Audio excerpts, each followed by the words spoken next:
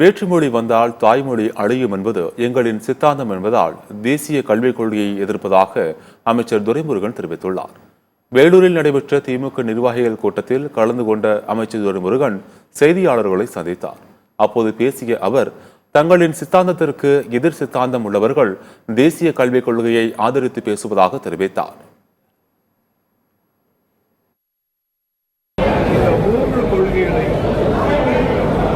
மாற்றுகிற சக்தி நான் இந்த கையெழுத்தை மாற்றுகிற சக்தி எந்த பொம்பனுக்கும் கிடையாது என்று சொன்னவர். ஆகையினால் வேற்றுமொழி வந்தால் தாய்மொழி அழியும் என்பது எங்களுடைய சித்தாந்தம். அந்த சித்தாந்தத்துக்கு எதிர் சித்தாந்தம் உடையவர்கள் அவர்கள், அதனால அவர்கள்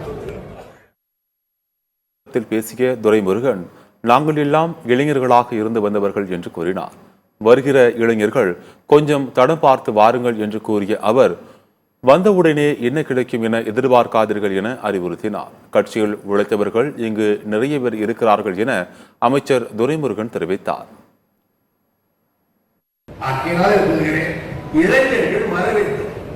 இளைஞர்கள் இல்லாமல் இந்த கட்சிக்கு அது ஒரு நாள் முடிஞ்சு போய்விடும். எனவே இளைஞருக்கு ஓய்விடுங்கள்.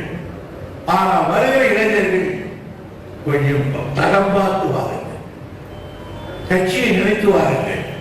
வந்த உடனே என்ன கிடைக்கும் எதிர்பார்த்தார்கள். உன்னை விட உழைத்தவர்கள் நிறைய பேர் இருக்கிறார், அடிப்பட்டவர் நிறைய பேர் இருக்கிறார், உரைப்பட்டவர் நிறைய பேர் இருக்கிறார். கட்சியை வாழ்வில் கொண்டாடி கொண்ட கட்ட பேர் வாசல் நிறைய பேர் இருக்கிறார்.